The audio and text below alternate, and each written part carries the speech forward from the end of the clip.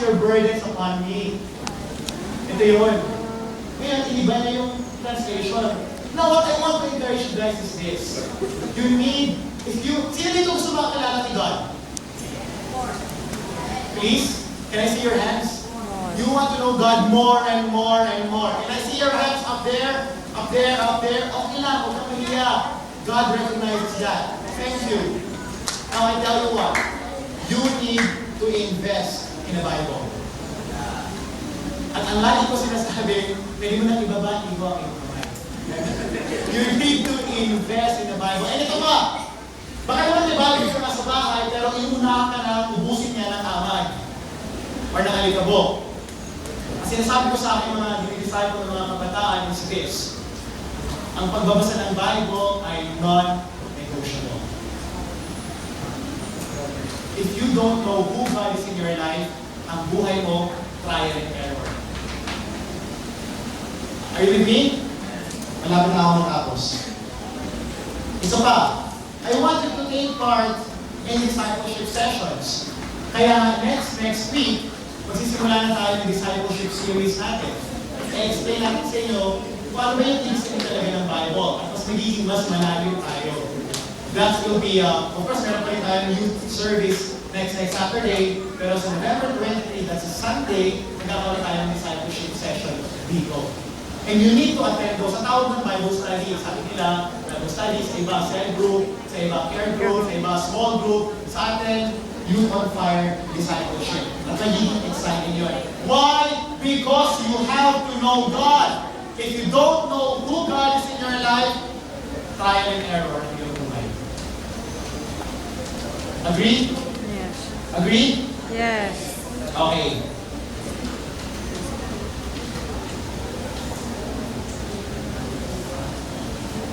Bakit warrior si Philip?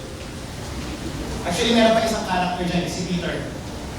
Si Peter, sabi niya, okay, ito yung kwento, di ba? Watch. Yung kwento was si Jesus, andun na siya, mga tao, 5,000 people, tapos nagtanong siya kay Philip, Philip, ano gagawin natin?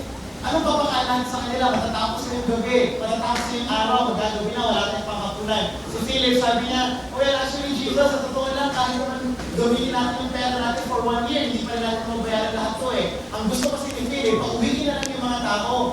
Kasi pagod na rin si Philip eh. Si Peter, kilala niyo si San Pedro, di ba? Hindi siya yung manok. Well, sabi nila, may manok siya, pero sa Bible, wala siyang manok. So ngayon, si Peter, nagtaas siya ng kamay. Actually, Jesus, ganito. May nakita akong bata, pero siyang ilang tinapay? At meron siyang ilang isda? Lord Jesus, meron siyang dalawang isda at 5 tinapay. O Jesus, ito. Pero kulang yan sa palagay ko. Obvious ba? Maraming Kristiyano ganito. Hindi na nga, binolunteer na nga nila yung ibang tao, nagreklamo pa. Hindi na nga sila yung nagsiserve sa church, nag-criticize pa. And I'm talking to the mature Christians here, yung mga medyo matatanda na. If you cannot control your tongue, that's a sign of immaturity. Bakit? Kasi sa tongue lumalabas yung heart natin. Kaya guys, makinig kayo, yung mga nagbumura sa atin, galing sa heart ko. Lapit ako matapos. Bakit warriors ang mga bata? Warriors si Philip at si Pedro. Simple lang. Kasi nakatutok sila sa mga problema nila. And so, they were worried. Kasama ko pa kayo? Yes? Yes. Kayo, anong bumabagabag sa isip nyo? Ano bumabagabag sa isip nyo? Drugs. Okay? What else? Ano bumabagabag sa isip mo, sister? Lovers. Dami naman. Grades. Math. Math. Ano pa? Girls. Okay? Bumabagabag sa inyo yun?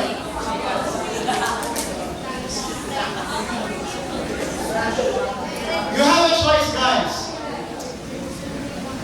Pwede tayo maging tulad ni Philip at ni Peter na lagi na lang nagko-complain. about the problem. Lord, siguro nilikha mo talaga ako ng bobo. Lord, siguro nilikha mo ako na maging bagsak-bagsak. Lord, siguro nilikha mo ako na maging such a major loser, gaya. Lord, siguro nilikha mo ako na maging ganito and forever be like this. It's not hopeless for you. Pakisabi sa katabi mo, hindi pa tapos ang buhay mo. Number times, hindi na naman meron pag-asa pa, brother. Alright? May pag-asa pa, sister. May pag-asa pa yun, pag-asa pa. Alright, last point. Ito, exciting na to, exciting.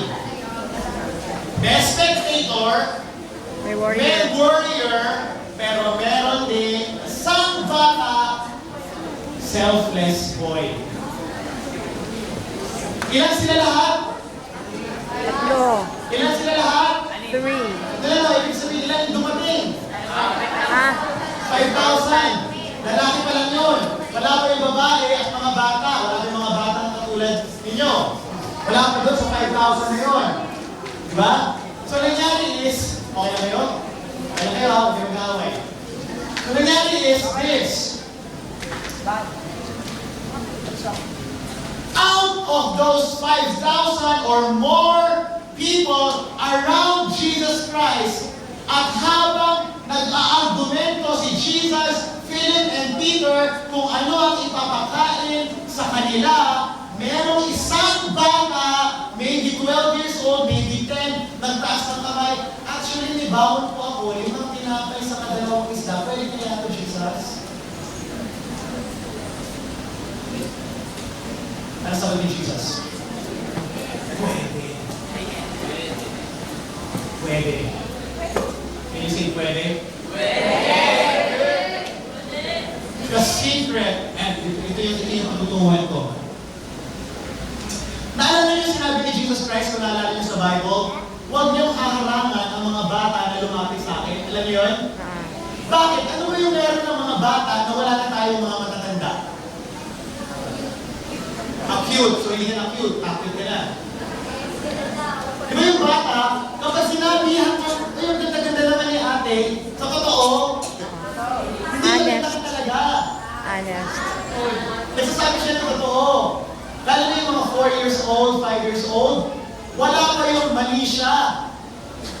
Kaya pag sinabihan ka ng isang 5 years old na medyo pangit ka, huwag mo namang kutusan yung bata.